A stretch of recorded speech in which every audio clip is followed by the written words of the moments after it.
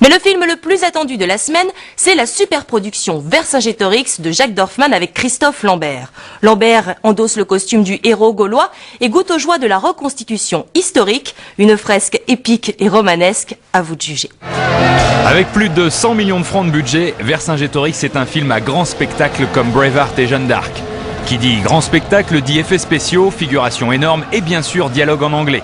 Car pour exporter une super production française, il faut bien évidemment s'adapter aux lois du marché.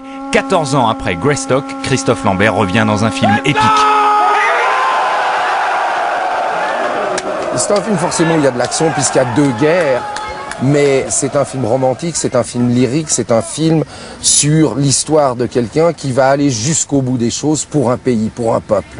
Donc il y a tout un ensemble de choses et c'est pour ça que c'est un film épique. C'est pas seulement un film d'action et c'est d'ailleurs surtout pas un film d'action.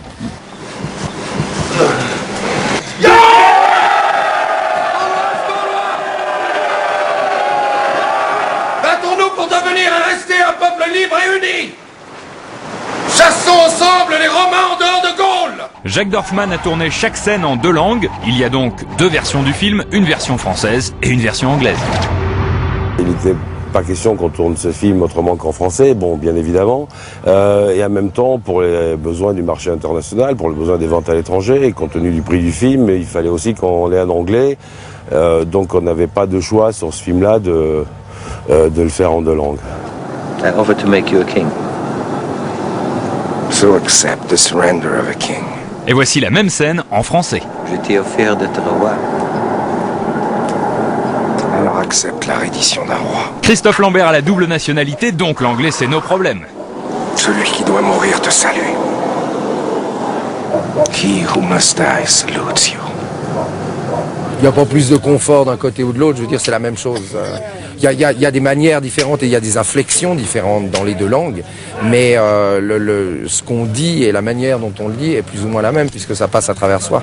C'est vrai que parfois, il y a un petit moment où tu te dis « Ah tiens, il faut que je pense en anglais maintenant, il faut que je... » Tu vois, tu passes vraiment, c'est une gymnastique mentale quand même assez importante.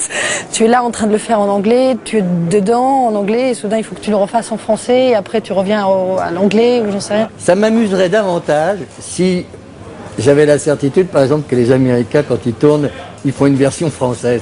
Ce qui me fait chier quelque part, si tu veux, c'est qu'on baisse un peu le pantalon quand même.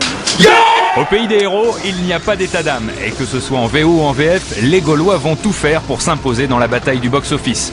Vercingétorix revisite un des épisodes clés de l'histoire de France. Ce héros était le premier à défier l'empereur Jules César.